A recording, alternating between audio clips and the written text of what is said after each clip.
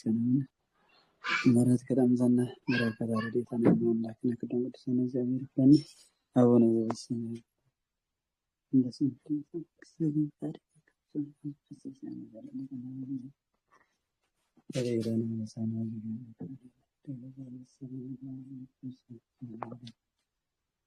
وبعد عن كل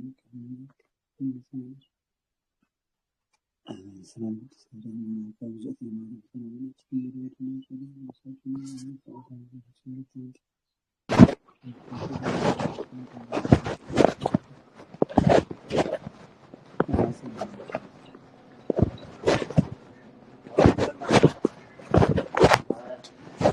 Jimmy, let's go. Oh, line. Hello, حبيبي كيفك؟ رايولو قالي ودي اسمع لنا بنا يا كنا هارون تبلاتك على مثلا 100 برا تليفون حيزو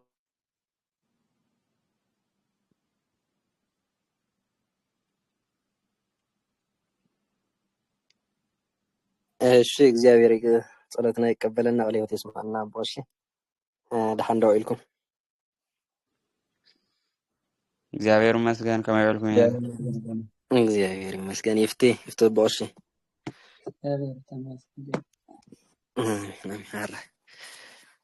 በሉ አጋባቢ መስለን ነው ማንተ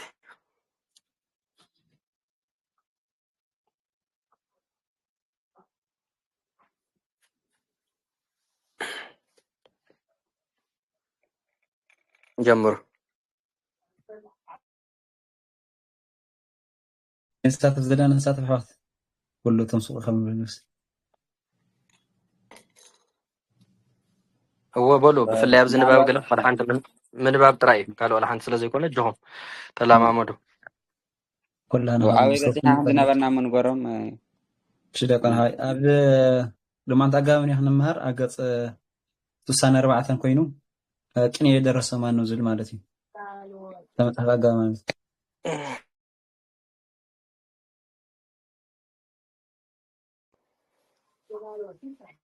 نك خلنا سؤال دقن هوينا خا دقن كور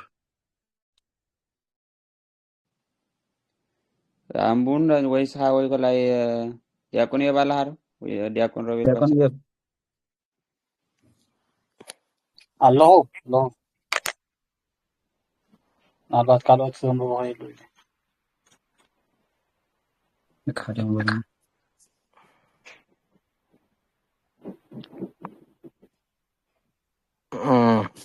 እሺ ሃሎ ዘንበሎ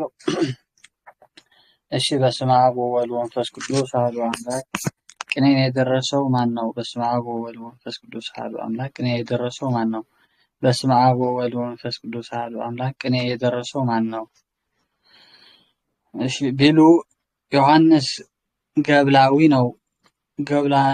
ገብላናዊም ይለዋል ንፎ ራይ ጽቡቅ ብጣዕሚ ራይ ምባርና ኢሎም ማዓንተ ትምህርትና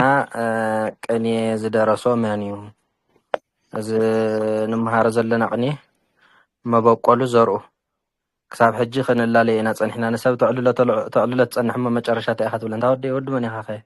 ኣበይ ዓድኻ ኢኻ ትብል ሓቂ ዶ መን ኢኻ ትብላ ስለዚ ንቅኔ ከዓ ስቑኢልና ሕጂ ክንላለየ ፀኒሕና ሕጂ ግን ጥልቕ ዝበለ ንመውስቦ ደሊናየ ስለ ዘለና ዓሌቶ ክንፈልጦ ኢና ማለት እዩ መበቆሉ ዓፅሙ መጀመርትኡ ስለዚ ንቅኔ ዝደረሶስ መን እዩ ቅኔ ወዲ መን እዩ ዝብል ማዓንቲ ንመሃሃረሉ ትምህርቲ እዩ እሺ ቅኔ የደረሰው ማን ነው ቢሉ ዮሐንስ ገብላዊ ነው። ገብሎናዊም ይለዋል። በቃ ያው ንቅኔ ዝደረሶ ዮሐንስ ገብላዊ እንዲኡ ዝብል ዘሎ ብጣዕሚ ሓቂ ትኽክል እዩ ይኹን እምበር ጀማሪ ቅዱስ ያሬድ እዩ ዝሮ ንቅኔ ዝጀመሮ ቅዱስ ያሬድ እዩ ማለት እዩ ካብኡ እንድሓር ግን ያው ገብላዊ ዮሐንስ በደንብ ካብ ጉባኤ ቀነ ክሳብ እጣነ መጎር ዘሎ ማዕቀነ ዜምኦ ሓሊ ኩሉ ነገሩ ተስተኻኺሉን ናብ ቤተክርስትያን ንኽቐርብ ብመሪሕነት መንፈስ ቅዱስ ተገሊጹሉ ዳኹም ገይርዎ እምበር ጀማሪ ቅዱስ ያሬድ ርኢና ነርና ኢና ኣብ ዝሓለፈ ብኦ ሰማያት እንዳበልና ብኦ ሰማያት ጸባ አንቀጸ መንግስተ ሰማያት ሎሙ ተሃንጸ እንዳበለ ካልእስ ከምጽ ናይ ቅዱስ ያሬድ ብዙ ብግጥሚ ድርሰት ደሪሲ ብግጥሚ ማለት እዩ ያው ተትህተ ያሬድ ዝብል እንታይ ነይሩ ናይ ሊቃውንቲ ነቶም ደቁሲ ገዛ ስለ ዘይሰርሐሎም ያሬድ ተዋሪዱ ዝብል ቅኔ እውን ተቐልዮም ነይሮም ሙዚቃ እንታይ ማለት እዩ መዐቀን ዜማ ዳሉ ዘይገበረሎም በር ቅዱስ ያሬድ ጀማሚርዎም ጅምርምር ረቢሉ ኣቋርጽ ኣቢልዎ ብድሕሪኻ ሊቃውንቲ እንዳራቀቁ ኣብዚ ሕጂ ዘለና ደረጃ በፂሕሎ ማለት እና ዝሮ ጀማሪ ቅዱስ ያሬድ ምዃኑ ትፈልጡለኩም ካብኡ ንድሓር ግን ብዝበለፀ ቅኔ ዝመልክዕ እዚ ሒዙ ንክመጽእ ዝገበሮ መን እዩ ዮሃንስ ገብላዊ ይበሃል ማለት እዩ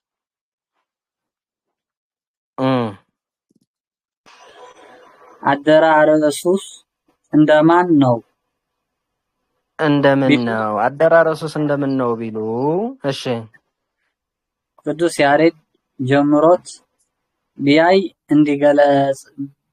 እንደገለጸለት አውቆ በደብረ ታቦር ሱባኤ ገባ በቃ ደብረ ታቦር ዝበሃል ኣብዚ ደብረ ታቦር ዝና እስራኤል ከይመስለኩም ኣብዚ ጎንደር ከባቢ ዘለይ ስለዚ ቅዱስ ያሬድ ጀማሚርዎ ምስራይ ዮሐንስ ገብላው እንታይ ገይሩ ማለት እዩ እዚ መንፈስ ቅዱስ ተዝገልጸለ ኢሉ ኣብ ደብረ ታቦር ሱባኤ አትዩ ማለት እዩ ምስጢሩን ከነቤቱ ለመወሰን ብሎ በገባ እንዳሰበው ምስጢሩን ከነቤቱ ለመወሰን ብሎ ቢገባ እንዳሰበው ምስጢሩ ከነቤቱ ተገልጾለት ከቅዱስ ያሬድ ያያዞ መስኖታል አያይዞ ወስኖታል ደርሶታል በቃ ወስኖታል ደርሶታል ወሲንዎ ደሪሽዎ ማለት እዩ ዝሮ ምስጢሩ ቅዱስ ያሬድ ዝጀመረሲ ንዓይ እውን ክለጸለየሎ ኢሉ ሱባኤ መስኣተወ ምስጢሩ ቤቱ ኢልዎ ዘሎ ሕጂ ዝመዐቀን እንብሎ ዘለና ሕጂ መዐቀን ዜማ ማለት እዩ ምስ መዐቀን ዜማው ምስ ምስጢሩ ተገሊጹሉ ማለት እግዚአብሔር ታይሳን ሱባኤ መስኣተወ ኩሉ ገሊጹሉ እሺ ከዚህ በኋላ ይህንን ለአባ ወልደ ገብርኤል አስተምራል አባ ወልደ ገብርኤል ለምለሰና ከዚህ በኋላ ይህንን ለአባ ማን ነው ለአባ ወልደ ገብርኤል አስተምሯል ካብዘን ደሓር ተገልጸሉ መንፈስ ቅዱስ ዝገለጸሉ ትምህርትን መን ምሂርዎ ማለት እዩ ንአባ ወልደ ገብርኤል ምሂርዎ መን ዝምህር ዘሎ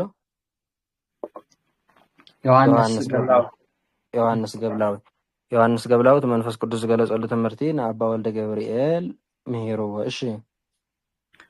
አባ ወልደ ገብርኤል ለሰምረ ክርስቶስ ሰምረ ለዓም አባ ወልደ ገብርኤል ከዓ ንሰምረ ክርስቶስ ምሂሮሞ ማለት እዩ ሰምረ አብን ይባሃል እዩ ሰምረ አብን ይለዋል ፈከል ሰምረ ክርስቶስ ሰምረ አብ ተባሂለ ምጽውዑ ማለት እዩ አባ ወልደ ገብርኤል ንሰምረ ክርስቶስ ወይ ሰምረ አብ ምሂርዎ ሰምረ አብ ከን መን ምሂሮ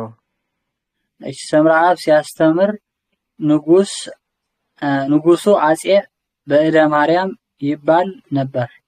በጣም ጽቡቅ ኣብ ሳልሳይ ማለት እዩ ካብ ዮሐንስ ገብላው ሳልሳይ ዮሐንስ ገብላው ተስተገልጸሉ ቅኔ ንአባ ወልደ ገብርኤል ምስ መሃሮ አባ ወልደ ገብርኤል ድማ ንሰምረ ክርስቶስ ምስ መሃረ ሰምረ ክርስቶስ ትምህርቲ ተማሂሩ ምስ ወደአ ማለት እዩ ኣብቲ ሽዑ ነጊሱ ዝነበረ ንጉስ መን ይባሃል ማለት እዩ አጼ በእደ ማርያም ይባሃል ነይሩ በዚህ የተነሳ ንጉስና መምህሩ ተጣሉ ይገርም በጣም ኣብቲ ሽዑ ግዜ ረይ በቃ ንጉስን መንግስትን ተቀራሪቦም ይዛረቡ ነይሮም ማለት እዩ አጼ በእደ ማርያምን ሰምረ ክርስቶስን ተጻሊኦም ማለት እዩ ታሆይንም ተጻሊኦም እሺ ከዚህ በኋላ ንጉሱ አንስቶ እንዲያውስ ከና አባትህ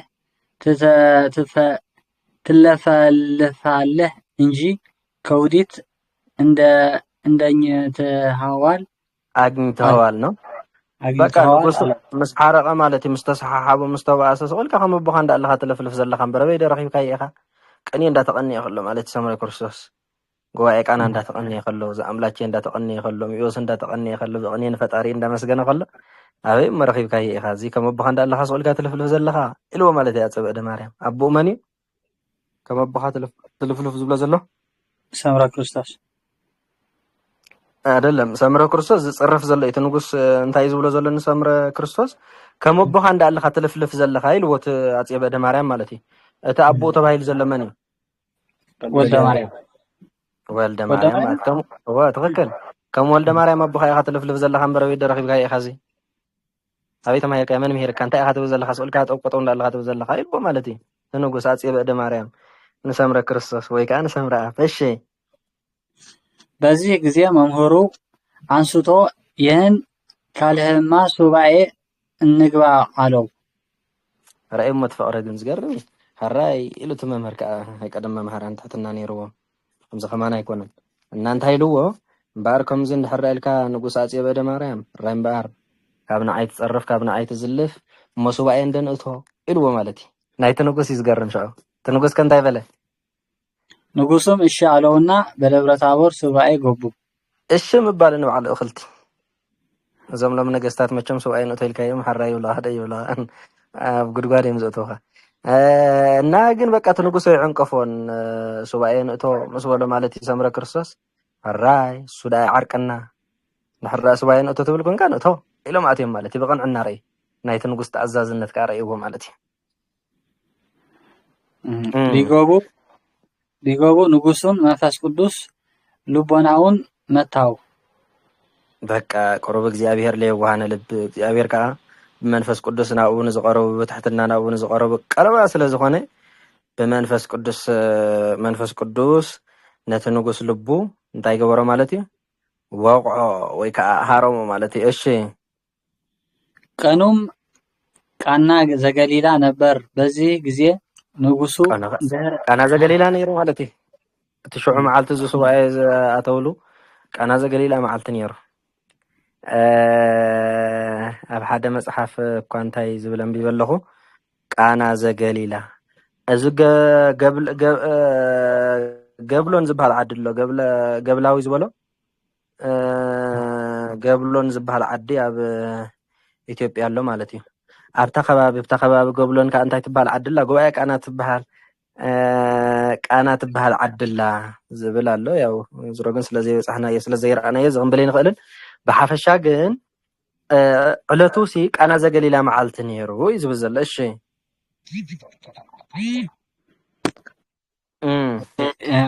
ቃና ዘገሊላ ነበር በዚህ ጊዜ ንጉሱ ድህረ ተሰብረ አጽንኦ ለስብእናነ ልሁክት بتاع ቀድመት ማን ነው ቀድመ ሰምረ ክርስቶስ ንጉስ ቅኔ ተገሊጽሉ ማለት ይጉባኤ ቃና ድህረ ተሰብረ አጽንኦ ለሰብእናነ ልሁክት ለብሃዊ ክርስቶስ በማየ ሐዲስ ጥምቀት ይሉ በቃ ዜማ ይሰበረናል ለራይ ደንብ ተቀኒ ማለት መንፈስ ቅዱስ ገሊጽሉ ታይሳነ እግዚአብሔር በሐምድ መዓልታ አይተማረን አጋባይ ቀጸለ ግሲ ቀጸለ ከመባኻተ ልፍልፈል ኻይልዎ ድሕሪኹም እንድሕራት ብለና ሃሊኻ እስከ ሰባይ ነው ተምስተባሃሉ ነቲ ንጉስ ከይተረፈ ቅኔ ተገሊጽሉ ማለት ቀደም ቅኔ ነገስታት ከይተረፈ ዝቅነ ይል ዝነበሩ ነገስታት እዮም እንዲያም ዝገብርዎ ነይሮም ሎም ዳ ተሪፉ መርእሺ እታ አጽንኦ ዝበለታ ግን ወዳይ ኮነቶም በቤት መውቅዕ እኮ ትኸውን እያ ትክክል ይበል ጽቡቕ ሕቶ ብጣዕሚ ድህረ እንታይ ነይሩ ድህረ ተሰብረ ክንደይ حمشته أنا حمشته تنا سلسته يقبلون دي حقي سلسته تتاي سلسته تنس سلسته وداعي نفت بيت موقع بناي بيت موقع معقني ያው ናይ معقن ዜማ ዝተማሂርኩም ዘለኹም ጥራይ ከይመስለኩም ብዙሕ معقن ዜማ አለ ንሪኦ ማለት እዩ ዝግበር ንኣብነት ናይ ጉባኤ ቃና ኣዋጅ ናይ ዘኣምላኪ ኣዋጅ አለ ብዝ ግሲ ኣብ ዝጋብ ማለት እዩ ክትሪእዎ ይኹም እና እዚ ብምንታይ ምጽይዎ ዘሎ በቤት መውቅዕ መሰረት ይምጽይዎ ዘሎ ብሎ ጉባኤ ቃና ጀመረ ኢሉ ጉባኤ ቃና ጀሚሩ ጉባኤ ቃናም ማለት የፈጣሪ ጉባኤ ተቃና ማለት ነው በቃ ጉባኤ ቃና ማለት ካና የፈጣሪ ጉባኤ ተቃኒዑ ማለት እዩ ማለት ተሓሲቦም ዝነበሩት ንጉስን ሰምረ ክርስቶስን ሓሲቦም ዝነበሩ ሓሳብ እግዚአብሔር ቃና የሎም ጉባኤ ቃና የሎም ሰይሞም ጉባኤ ቃና ማለት ካ ትርጉም እንታይ ማለት ናይ ፈጣሪ ጉባኤ ተቃኒዑ ማለት እዩ ጉባኤ ቃና እዞም ንመሃሮም ዘለና ቅንያት ካብ ጉባኤ ቃና ሳብጣነ ነገር ካብ ሰለስተ ይወፁን እዮም ሕጂ እንዳፈለጥኩም መንኪዱ ወይ ግእዝዮም ወይ እዝሊኦም ወይ ከዓ አራራዮም ማለት እዩ እዞም ቅኒ ንኣብነት ዋይ ዜማ እንታይ ምዃኑ ዘኣምላች እንታይ ምዃኑ ጉባኤ ቃና እንታይ ምዃኑ እንዳሓተትኩም ክድ ሕጂ ጉባኤ ቃና ዝሮ ዝሮ ግእዝን እዝልን ኣለዎ ክልቲኡ ኣለዎ እዩ አራራይ ዘይብሉ እምበር ግእዝን እዝልን ኣለዎ አራይ እቲያ ክስታይ ግን ነታ ዛ ጉባኤ ቃና እንታይ ሰምና ወርቅ ኣለዋ ዲ ወላስ ከመያ ዋ ብጣዕሚ ከመይ ዝበለ ሰምና ወርቅ እምበር ነቲ ሰብነትና ዕትሮሲ ድሕሪ ምስባሩስ አጽኒዕዎት ለብሃ ሰራ ዝበለ ሸክላልና ነርና ሓቀይ ሰራሕ ሸክላ ክርስቶስሲ በሐድሽ ጥምቀት በማይ ሐዲስ ጥምቀት በሐድሽ ጥምቀት ገይሩ ነቲ ሰብነትና ዕትሮ ጸጊንዎ ማለት ነቲ በኃጢአት ረኺሱ ዝነበረ አካላትና ብጥምቀት ንኽነጽህ ገይርዎ ብደሙ ንኽነጽህ ገይርዎ ማለት እኮ እዩ እንስተሰብረ ዕትሮ እንታይ ትገብሮ ትጽጉነ ሓቀይ ነቲ በኃጢአት ተሰይሩ ዝነበረ አካላትና ክርስቶስ ታይ ገይርዎ ማለት እዩ በማይ ሐዲስ ጥምቀት ተጠሚቁ ተሰቂሉ መይቱ ተንሲኡ ሓድሽ ህይወት ንኽንረክብ ገይሩና ማለት እኮ እዩ ሰምና ወርቁ ኣለዎ ወይ ግን እቲ ማእሰርን ባለቤትን ግን ኣይተረሓቑን ዘለው ድህረተሰብ አጽንኦ ለሰብእና ልሁቅ ኣይተረሓቑን ውስጠ ተሳሳቢነቱ ድሕሪ ምስባርስ ነቲ አካላትና ጸጊንዎ መን ለብሃዊ ክርስቶስ ሰብያ ዘላ በማይ ሐዲስ ጥምቀት ለብሃዊ ክርስቶስ ተትብል ቁርብ ንእሽተይ ተረሓቕ እምበር ደሓን እያ ዘላ እሺ ይህስ አልታወቀም ብሎ በቃና በተደረገው ጉባኤ የሚገባ ማለት ነው እዚ ማለት ከም ትዝበልኩኹም በቃና ኣብ ቃና ዘገሊላ ንዝተገብረ ጉባኤ ዝግባእ ማለት እንዴ ኣፍታ ናይ ዮሃንስ ገብላዊ ዓዲ ከባቢ ቃና ትበሃል ዓዲ ያለው ተይተርፍን ስለዚህ አቡን ዝተገብረ ጉባኤ ተቃኒዑ ምባል ስለዝደለየ እሺ ከዚህ በኋላ መምህሩ ዘአምላኬ ተናግሯል በሐንሳብ ኮይኖም እዚኦም ሱባኤኦም ዝገብሮ ዘሎ ዘንቅኔታት እኮ ይረኽብ ኮነን ኣለኹም በር እንታይ ምዃና ብጣዕሚ ናይዞም ሰለስተ መምሃራን ቅኔ ኣሎ ይመስለኒ ብብራና ወይ ከዓ ሓደ ቦታታት ሕጂ እዛ ጉባኤ ቃና መጀመርታ ጥራይ ተጻሒፋ ዘላ እምበርቲ መምህር ዝተቐነዮ እንደገና እንዳተባራሩ እዮም ዝብልዎ ነይሮም ተቕኔታት ማለት እዩ ኣብቲ ዘመኖም ዝነበረ ዘረፍዎ ቅኔታት እውን ይህሉ ይብራና ተተረኺቡስ ክንደሊና እና ብሓፈሻ ግን ካብቲ ንጉስ ቀፂሉ ከዓ ንመን በፂሕዎ ተቕኔት ኣረቑ ሓልዩ ማለት እዩ ነቲ ሰምረ አብ ወይ ከዓ ሰምረ ክርስቶስ በፂሕዎ ንሱ ከዓ ዘአምላኬ ተቐኒ ማለት እዩ እሺ የአምላኬ ነገር እንደዚህ ነው ሲል ነው ሓቁ በቃ ብጣዕሚ ዘአምላኬ ማለት እንታይ ማለት እዩ ናይ ኣምላኻይ ነገርስ ከምዚ ኢለካ ክንደይ ዘደንቕ እዩ ኢሉ ከዓ ዘአምላኬ ልሰሚዋ ማለት እዩ ሕጂ ንስኹም ክሓብዎ ዝግብአኩም ኣብዚ ዘአምላኬ እንታይ ቅኔ እዩ ዝብል ሕቶቱ ዘአምላኬ እንታይ ቅኔ ይመስለኩም እዝሊ ብጣዕሚ ጽቡቕ ይበል ተዋ ቅድሚ ሕጂ ግን ተንኪፍና ነርና ኢና ይመስለኒ ሓቂ እንዳ ኣነ ስኳት እዚኦም ቁርብ ስለዝፈጠሩን ኣለ ትኽክል እዝሊ እዚኣ እወ እና በብታራ ይገብሩሉ መጀመርያ እቲ ንጉስ ጉባኤ ቃና ገይሩ ብድሕሪኡ ኸ እቲ ካህን ሰምረ ክርስቶስ ገይሩ ማለት እዩ ካብኡ ንድሓር ነቲ ዝገበሮ ቅኔ ኸ እንታይ ኢሉ ሰይምዎ ዘአምላኬ ናይ ኣምላኸይ ነገር ክንደይ የገርም ክንደይ ይደንቕ ኢሉ ዘአምላኬ ኢሉ ሰይምዎ ማለት እዩ እሺ በተሳቱ በዓላት አደራረስ ጊዜ የሚደርሱ እነዚህ ናቸው ብጣዕሚ ጽቡቕ ኣብ ናይ ትሽዓተ በዓላት ናይ ክርስቶስ ዝበጽሑ ከዓ እዚኣቶም እዮም ይብለና ኣሎ ያው እዚ ምናልባት ኣደራረስ ገለት ድጓ እንድሕር ተማሂርኩም ይኽርድአኩም ዝኽእል ማለት እዩ ብናይ ድጓ ኣዋጅ ዝእውጅ ዘሎ እሺ ኣብዚያ ተሓቶ ኣብዛ ኣምላክ መን ይኾን ኢሉ ሰሚዕዋ ዘለና እቲ መምህር ሰምረ ክርስቶስ اوكي يعني انت يمرتي يوحنس كاغواي كان حساب انا مغور بعد سمي من نيرنا غيدي አይደለም ደሪስዎ መጀመሪያ የዮሐንስ ገብላዊ ደሪስዎ ምሽ እሱ ምስ ደረሰ ያው ናብ መጀመሪያ ናብ መንሕም ተብሎ አባ ወልደ ገብርኤል ምሂርዎ ማለት እዩ አባ ወልደ ገብርኤል ካን ሰምረ ክርስቶስ ምሂርዎ ብድሕሪ ሰምረ ክርስቶስ እኮ ትቅኒ እኮ ይፈልጠሉ እዩ ትቅኒ ተማሂርዎ ለይ ግዳውምኒ አፍቲ ሱባኤ መስአተወ ግን ልክዕነትን ናይ ንጉስ መሰረት ሒዙ መጀመርታ ነቱ ንጉስ ተገሊጹሉ ንጉስ ካ እታ ስታይ ደሪስዋ ማለት እዩ ብድሕሪ ጉባኤ ቃና ተባሂላ እቲ ሰምረ ክርስቶስ ካ ዘአምላቼ በጽሐቶ እንታ ዘአምላቼ ካ ዘአምላቼ ልዋ ቅድሚኡ ግን ዮሐንስ ገብላዊ ያው አፍቲ ሽዑ ዝነበረ ትምህርቲ እቲ ቅኔ ቤቱን ክሕሉ ገይርዎ ነይሩ ማለት እዩ እዚ ስያሜ እዚ ግን ይሓዘን ነይሩ ሾ ስያሜ ጥራይ እዚ ነበረን በስ ዝተረፈ ባዕሉ ገይሮስ ስያሜ ግን ይነበረን ማለት በቃ አይነበረን ስያሜዋ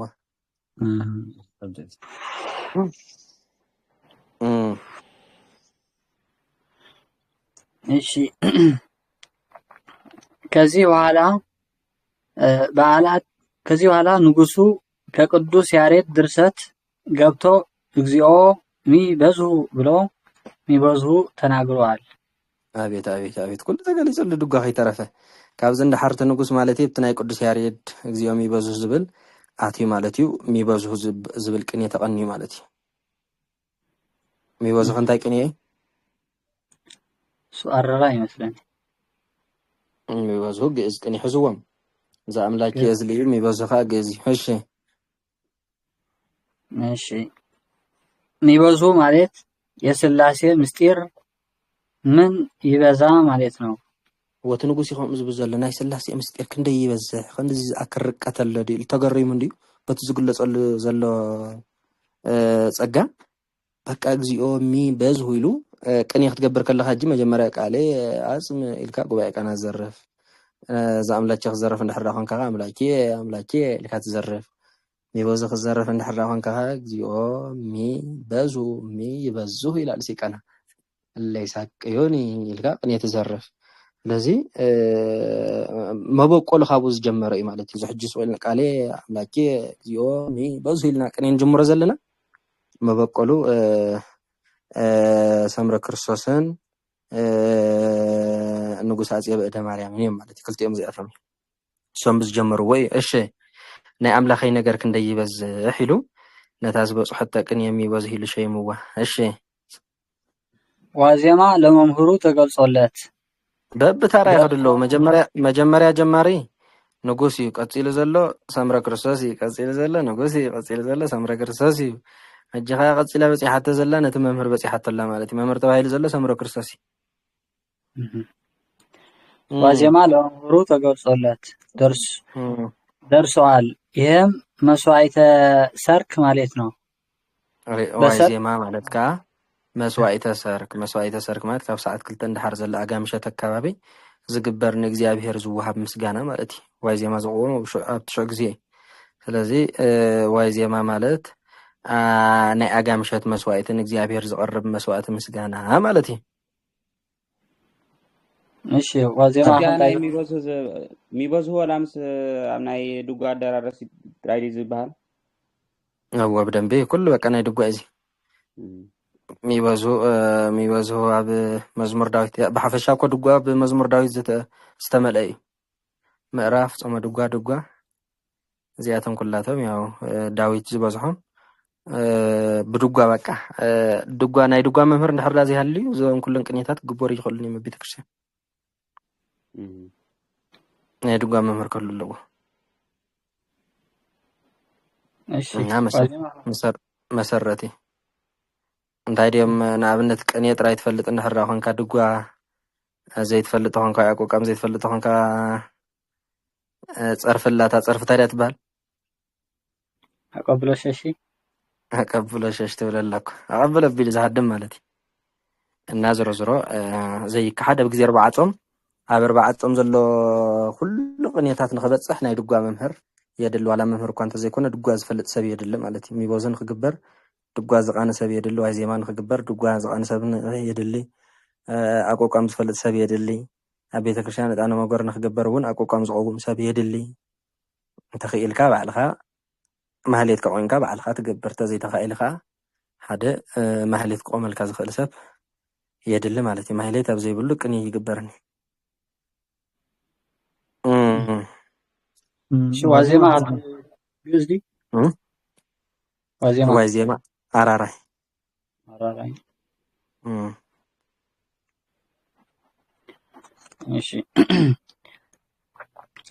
ይህም መስዋዕተ ሰርክ ማለት ነው። በሰርክ የሚደረግ ማለት ነው። ስላሴ ለንጉሱ ደርሰዋል። ይህም በተራው ሐሊኻ ስላሴ ነቱ ንጉስ በጽሕዎ ማለት እሺ። ይህም በስላሴ ቸርነት 3 ቅኔ ደረሰኝ ማለት ነው። ወይ በቃ በፈቃድ ስላሴ ብናይ ስላሴ ፈቃድ ሰለስተ ቅኔ በጽሕና ንእግዚአብሔር ይመስገን ይሉ ነታ ቅኔ እንታይ ልዋ ስላሴ ልዋ ማለት እንታይ ቅኔ በጽሕዎ ጉባኤ ቃና ሚወዝሁ ያሃ ስላሴ ማለት ሳልሰይት በፈቃድ እግዚአብሔር በፈቃድ ስላሴ ሳልሰይት ቅኔ በጽሕትን ይሉ ስላሴ ልዋ ማለት ስላሴ እዝሊ ነው ወስላሴ እዝሊ እንዛምላቼ እሺ ዘይዜ ለመምህሩ ደርሰዋል። ይህም የዛሬ ነገር ምን ያምር ማለት ነው። መጀመሪያ ናይ አምላኻይ ነገር ክንደይ ዘደንቕ ኢለ ነይሩ ሕጂ ከዓ ናይ ሎሚ ነገር እንታይ እዩ እንታይ ዓይነት ምስጢር እዩ ዝካየድ ዘሎ ኢሉ ተገሪሙ ታዚ እንታይ ልዋት መምህር ዘይዜ ማለት ሎሚ ማለት እዩ ናይ ሎሚ ነገር ክንደይ ዘደንቕ እዩ ኣብቲ ላዕሊ ናይ አምላኻይ ነገር ክንደይ ዘደንቕ ኢሉ ነይሩ ሕጂ ከዓ ናይ ሎሚ ነገር ክንደይ ዘደንቕ ተገሪሙ አግራሞትስ ይቅጽል ኣሎ ማለት እዩ እሺ ዘይዜ አንታይ አራራይ ልክ ደሞ ዘይዜ እንታይ አራራይ ወላ ግዕዝ ዘይዜ ግዕዝ እዩ ግዕዝ እሺ መወድስ ለንጉሱ ደርሰዋል። ይህም ይሁድ ጉባኤ ቃና እዝልን ግዕዝን ኣለዎ ዘአምላኬ ያው እዝሊ ጥራይ ኢልናዮም ይበዝሖ ግዕዝ ኢልናዮ ዋይ ዜማ አራራይ ኢልናዮ ስላሴ እዝሊ ኢልናዮ ሕጂ ከዓ ዘይዜ ግዕዝ ንብሎ ኣለና ማለት እዩ እሺ መወድስ ለንጉሱ ደርሰዋል። መወድስ ከዓ ንንጉሱ በፂሕዎ በቃ እዚ ቅኔ እዚ ክርከብ ኣለዎ ይህም የእሁድ ምስጋና ነው። መወድስ ማለት ከዓ ወደሰ አመሰገነ መወድስ መስተዋድስ ካብ ዝወፀ ኮይኑ መወድስ ማለት ናይ ሰንበት ምስጋና ማለት እዩ መወድስ በዕለተ ሰንበት ዝግበር ቅኔ እዩ እሺ አሰረ ክህነት ለሌለው አይገባም ሲል ክብር ይእቱንና ክብሪትና ዕጣነ መጎር መምህሩ ተናገረ። ባቃሪኹም ሕጂ አሰረ ክህነት ዘይብሉ ቅኔ ዕጣነ መጎር ክገብር ስለ ዘይኽእል ክብሪትን ዕጣነ መጎርን ብሓንሳብ ማለት እዩ ንመን በፂሐንኦ ነቲ መምህር በፂሐንኦ ማለት እዩ እቲ ንጉስ ክህነት ኣይነበሮን እቲ ግን ካህን ስለ ዝነበረ ያው ዕጣነ መጎርን ክብሪትን በፂሐንኦ ማለት እዩ ኣብ ቤተ ክርስቲያን እውን ማንም ዝፈለጠ ፈላጥ ይኹን ብዲቁና ዘይተቐበ ብክህነት ዘይተቐበ አሰረ ክህነት ዘይብሉ ሰብ ክብሪት ክገብር ይኽእልን ክብሪት አሰረ ክህነት ዘለዎ ሰብ ጥራይ ክገብር ዝኽእል ማለት እዩ አሰረ ክህነት ዘለዎ ጥራይ ይገብር ማለት አሰረ ክህነት ዘለዎ ብዝተፈላለየ ዓይነት ምክንያት ክህነቱ እንድሕር ዳኣ ተመንጢሉ እንድሕር ዳኣ ፍሪሱ ከዓ ያው ይፍቀዶ ይገብር ካብኡ ብዝሓለፈ ግን ክህነት ዘይብሉ ሰብ ምእመን ቅኔ ተቐንያ ኣነ ፈላጥ ናይ ቅኔ መምህር ኢሉ ፈፂሙ ክገብር ኣይኽእልን ኣይፍቀድ ምክንያቱ ዝፍቀድ ነይሩ ተዝኾነስ ካብቲ ንጉስ ዝዓቢ ነበረን ማለት እዩ ነቲ ንጉስ ንበፅሖ ነይሩ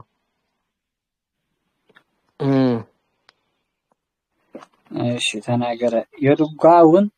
የድጓውን ዜማ መርታውን ተመሪታውን ይጮሁታል እግዚኦ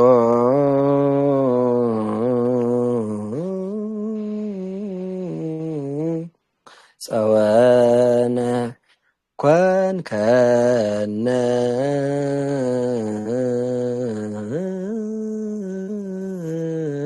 ትውልደ ትውልድ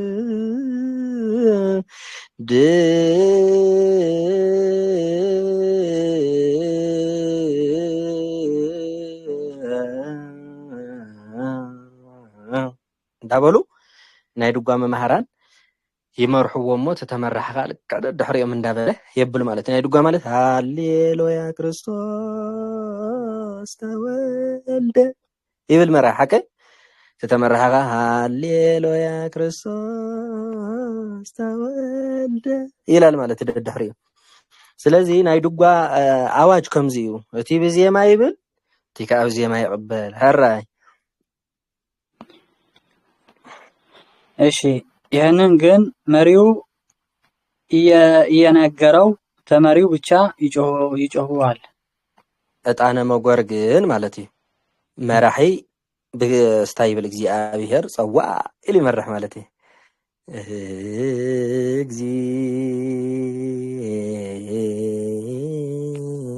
እንዳበለ ሽዑ ተመራሕካ ኣየዝይም እቲ ህጅረ ፍልልየሉ ናይ ድጓ ናይ ቅኔን ማለት ኣብ ድጓ እቲ መራሒ ብዜማ ይብል እቲ ተመራሒ ከዓ ብዜማ ይቅበል ንብል ኣለና ኣብ ቅኔ ግን እቲ መራሒ ብድጋም ይብል እቲ ተመራሒ ከዓ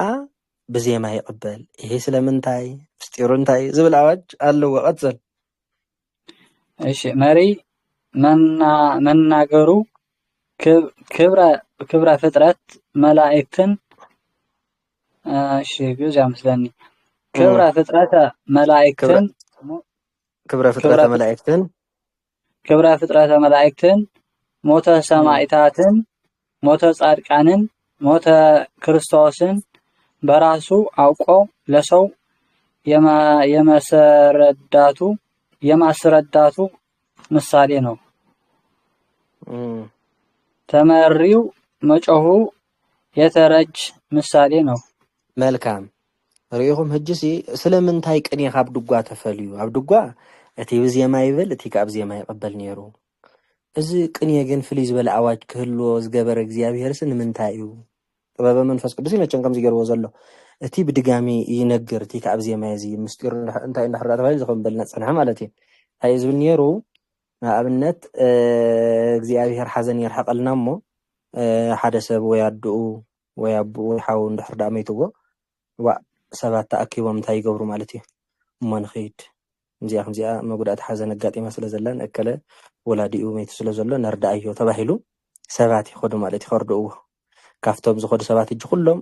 ኣቦኻ እኮ መይቱ ኣይብልዎም ኩሎም ማለት እዩ እሞ ኢልካ ዘረባ ጀሚርካ ድሓን ብዝኾነ ዘረባ ጀሚርካ ኣዳም መሬትካ ናብ መሬት ትምለስ ኢኻ ከም ዝተባህለ እከለ ዝተባህለ ሓውና ክቡር ወላዲኻ ብከምዚ ኣጋጣሚ ዓሪፉ ኣሎ ኢሉ ይነግሮ ማለት የርዳእ ሪድም ኣለኹም እቲ ርዳእ ሕጂ ናይ ምንታይ ምሳሌ እንድሕር ዳልኩም ናይ ተእጣነ መገር ዝገብር ዘሎ ሰብ ማለት እዩ ረዲኹን ሽዑ ከምዚ ኢሉ ይነግሮ ነቲ ዝሓዘነ ነቲ ሓዘን ኣጋጢምዎ ዘሎ ሰብ ብድሕሪኡ ትቅብል ደቢሉ ማለት እዩ ኣበዋየ በዋየ ማዓረዋየ በዋየ በዋየ ኢሉ ይበክ ማለት እዩ ኣደ እንድሕር ዳ ኮይና ኣደዋየ ሓው እንድሕር ዳ ኮይና ሓወየ ኢሉ ይበክ ሕጂ ምስጢሩ እዚ እዩ ማለት እዩ ረዲኹም እቲ እጣነ መጎር ዝገብር ዘሎ ሰብ መርድእ ናይ ዝነግር ዘሎ ሰብ መርድእ ናይ መን ናይ ሰማዕታት ጊዮርጊስ እኮ ከምዚ ዓይነት እዚ ከዓ ያው መንፈሳውነት ነገር ክንሪእን ከለና ጊዮርጊስ ርህሩህ ዝኾነ ሰብ ማለት እዩ በቃ ፍቅረ እግዚአብሔርና ፍቅረ ሰብ ዝሓደረ ሰብ ክርስቶስ እኮ ክንደዚ ዓይነት ስቅያት ይተሳቂ ክትብሎ ከለካ ንብዓት ይዘረብረብ ጎይታዬ መሓረኒ እንዳበለ ይበኪ ናይ ጊዮርጊስ ስቅያት ክትነግረን ከለካ ናይ ሰማዕታት ስቅያት ክትነግረን ከለካ እቲ ፍጹም ክርስቲያን እንታይ ይገብር ማለት እዩ ይበክ በኣና በቶም ዘይፍጹማን ክረአን ከሎ ግን ንሓደ ሰብ መርድእ ክትነግሮን ከለካ ንስኻ ቀስ ኢልካ በዚ ነገርካዮ ንሱ ግን ዓው ኢሉ ገዛ ክሳብ ትብፅበፅ ብብክያት ነታ ገዛ የናውፃ ማለት እዩ እዚ ከዓ ናይ ምንታይ ምሳሌ እቲ መርድእ ዝነግር ዘሎ እጣነ መጎር ናይ ዝገብር ዘሎ ብድጋም ናይ ዝነግር ዘሎ ናይ ተቐናይ ምሳሌ እቲ ዝበክ ዘሎ ከዓ ናይ ተመራሒ ምሳሌ እዩ ማለት እዩ እዚ ከረድእ ስለ ዝደለየ እዩ ከምዚ ተገይሩ እሺ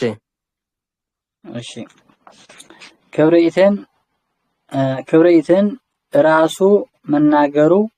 መጮሁ ሞቶ ክርስቶስን ራሱ አስቦ ማልቀስ ነው ወሪኢኹም ክብሪት ህጂ ንሰበይ ትመርሕን ክብሪት ባዕልኻ ኢኻ ትገብሮ ፀሃየ ራማ ወላድ ኢልካ ባዕልካ ኢኻ ትገብር ባዕልካ ኢኻ ተዚሞ ማለት እዩ እዚ ኸ ንምንታይ ደኣ ኮይኑ እንድሕር ደኣ ተባሂሉ እዚ ከዓ ናይ ክርስቶስ ሞትን ስቅያትን ዘኪርካ ባዕልካ ዘኪርካ ባዕልካ ከምብካይ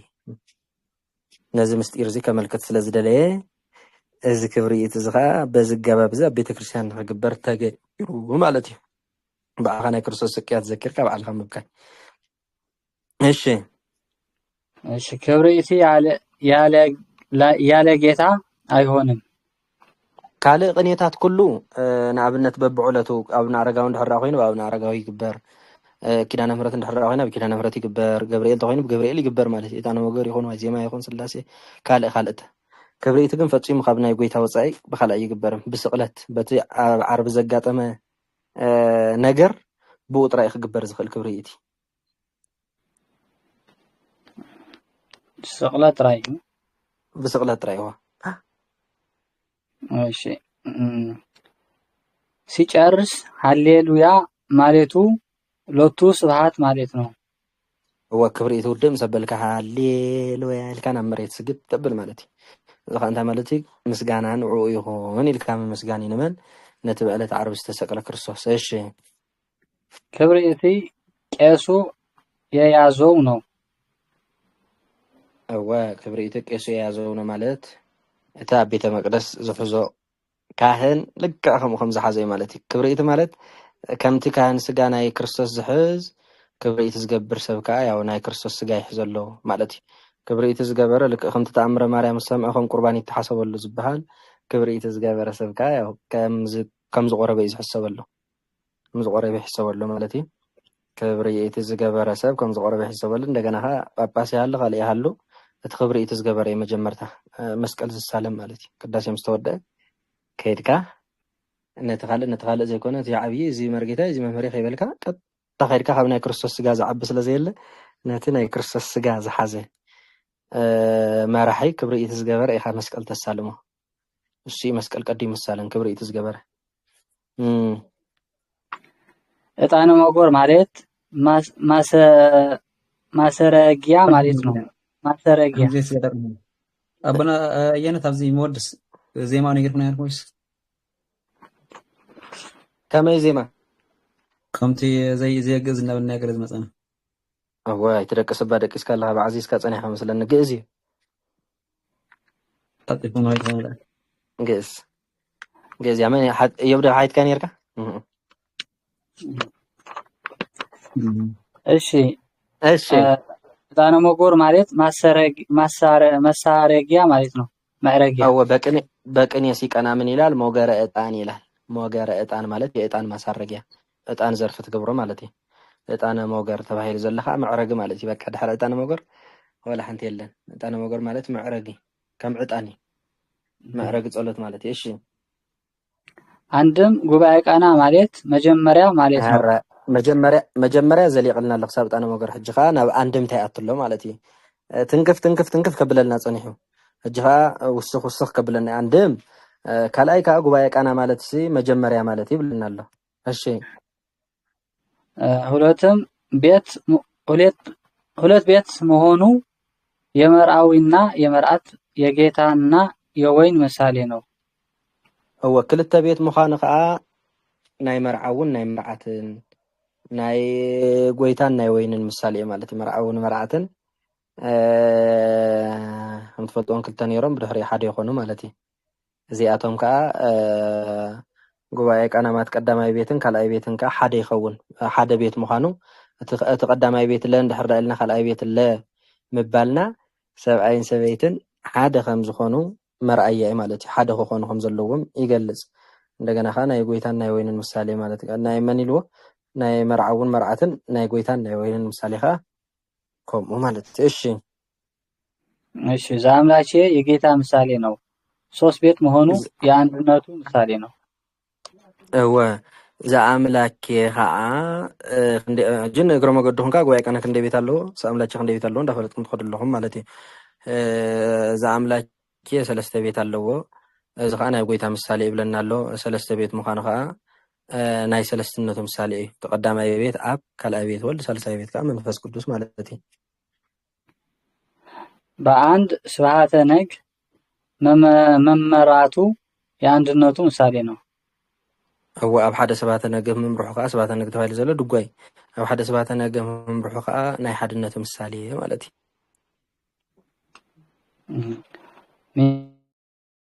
የሚበዙ 3 ቤት መሆኑ በ3 ምዕራፍ የመደረሱ ምሳሌ ነው። هو 3 ምዕራፍ ዝበለ እዚ እውን ድጓይ የሚበዙ ከዓ ሰለስተ ቤት እዩ ሰለስተ ቤት ምዃኑ ከዓ ሰለስተ ቤት መሆኑ ኢሉ እንታይ ነይሩ ኣብ ሰለስተ ምዕራፍ ናይ ምብፅሑ ምሳሌ እዩ ኢልና ኣሎ ጽቡቕ ሁለት ሀረግ መኖሩ በተሳሃለኒ የሚደርሱ ምሳሌ ነው። የመድረሱ ምሳሌ ነው ክልተ ሐረግ ምህላው ከዓ የሚበዙ ክልተ ሐረግ ኣለዎ ክልተ ሐረግ ምህላው ከዓ ኣብ ተሳሃለኒ ዝብል ናይ ድጓ ናይ ምብፅሑ ምሳሌ እዩ ኦኬ የሚበዙ ሐረግ ኣለዎ هو حرك تبعي لزول ينام سلكم مدب نقبر مش نقبل بدحريقة مدب نقبر نقبل حكي إذا نقبل أبزي أزل حرك تبالي حركات تبالي تقبل مدب ناي كالأيت مدب تقبليت مالتي اوكي صح حركات تبالي ዋዜማ 5 ቤት መሆኑ በዘን ዚክር አንድ አንቀጽ በዘን ዚክር ሐሳባት ዋዜማ 5 ቤት ኣለዎ 5 ቤት ክህልዎን ከለኻ መጀመርያ ዋዜማ ቅድሚ ምጅማሩ ካህን በዘን ዚክር ኢሉ ጸሎት ይጅምር ብድሕሪኡ አንቀጽ ብርሃን ይበጽሕ ብድሕሪኡ ቅዱስ ይበሃል ብድሕሪኡ እቲ ቁስቋም ተኮይኑ ድጓ ይብል ማለት እዩ ርእሰ ሳኔር ትብል ካብኡ እንድሓር ለእግዚአብሔር ምድር በምልአ ኢልካ ትመርሕ ካብኡ እንታይ ትገብር ማለት እዩ ዋዜማ ትገብር ስለዚ እዚአን ቆፂሩ ክሳብ እግዚአብሔር ምድር በምልአ ዘለዋ